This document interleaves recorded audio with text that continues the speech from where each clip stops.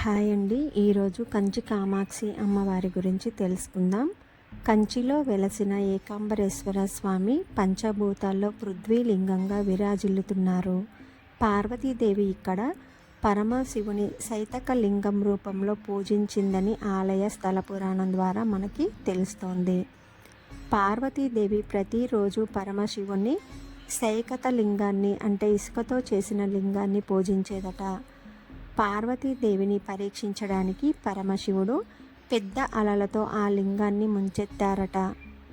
శివుడు అలల రూపంలో వచ్చిన జలస్వరూపాన్ని కంబ నది అని అంటారు.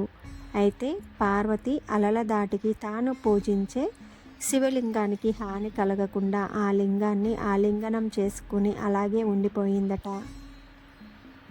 ఇందుకు నిదర్శనంగా ఈనాటికి కంచి ఏకాంబరేశ్వర స్వామి లింగంపై అమ్మవారి కుచముల చిహ్నాలు కనిపిస్తాయి.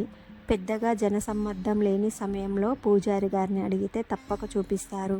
అంతేకాకుండా పార్వతి శివుని భర్తగా పొందేందుకు సూది మొనపై కూర్చొని ఘోరమైన తపస్సు చేయగా శివయ్య ఆమె తపస్సుకు మెచ్చి ప్రత్యక్షమై పార్వతీదేవిని వివాహమాడినట్లు ఇక్కడ ఆలయ స్థల పురాణం ద్వారా మనకు తెలుస్తుంది. కామాక్షి అనే పదానికి క అంటే సరస్వతి రూపం, మా అంటే లక్ష్మీ స్వరూపం. లక్ష్మీ సరస్వతులు రెండు కళ్ళుగా చేసుకొని భక్త జనానికి కోరిన కోరికలు తీర్చే కల్పవల్లిగా కామాక్షి దేవి విరాజిల్లుతోంది. మానవ జన్మ ఎత్తిన ప్రతి ఒక్కరూ కోరుకునేది జ్ఞానం, ఐశ్వర్యం.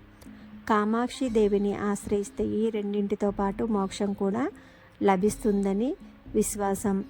కామాక్షిదేవి ఆలయం తమిళనాడులోని కాంచీపురంలో కొలువై ఉంది. పురాణాల ప్రకారం ఈ ప్రదేశంలో సతీదేవి నాభిభాగం పడిందని అంటారు. అందుకే కంచిలోని శక్తిపీఠాన్ని నాభిస్థాన శక్తిపీఠమని అంటారు. కంటెంట్ నచ్చితే మన ఛానల్ సబ్స్క్రైబ్ చేసుకొని వీడియోస్ అన్నీ లైక్ చేయండి. శ్రీమాత్రే నమః.